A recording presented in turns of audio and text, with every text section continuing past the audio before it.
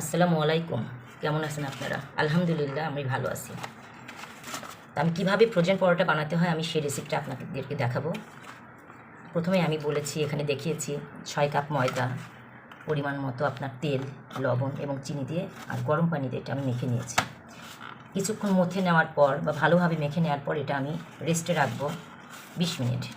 তারপর 20 মিনিট পর ফিরে এসে আপনাদেরকে আমি দেখাবো কেমনভাবে আমরা রাখি এবং কিভাবে আমরা তড়িঘড়ি করে মেহমান আসলে তাদেরকে আদর আপ্যায়ন করি, বা অনেক সময় সকালবেলা কোনো কিছু করতে মন চায় না, সেক্ষেত্রে আমরা ফ্রোজেন পরোটা করে রাখলে ধীর স্থিরভাবে ফ্রেশ হয়ে ঘুম থেকে উঠে শুধু কেমন করে নিয়ে আমরা ভাজবো, কীভাবে খাবো আরামে, সেটা আপনাদেরকে দেখাবো। কিছুক্ষণ রেস্টে রাখার পর আমি এখন আবার ফিরে এসেছি।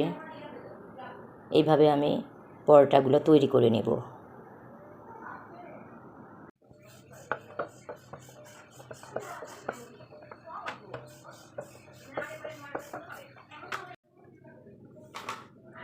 এইভাবে পরোটাগুলো আমি প্রসেস করে নিব। সম্পূর্ণ তৈরি করার পর তারপর আমি আবার ফিরে আসব। আমি ঠিক এই রকম করে পরোটাগুলো হালকা সেঁকে নেব।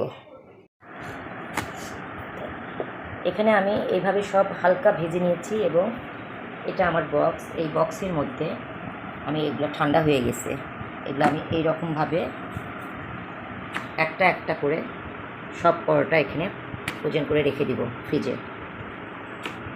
এভাবে আপনারাও এরকমভাবে ফ্রোজেন করে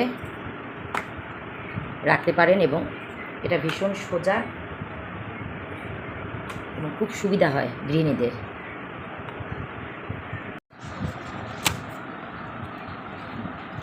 এটা আমার লাস্ট, আমি কিছু এখান থেকে নিয়ে খাওয়ার জন্য ভেজে রেখেছি, আর এটা আমার ফ্রোজেন ফ্রিজের মধ্যে যাবে।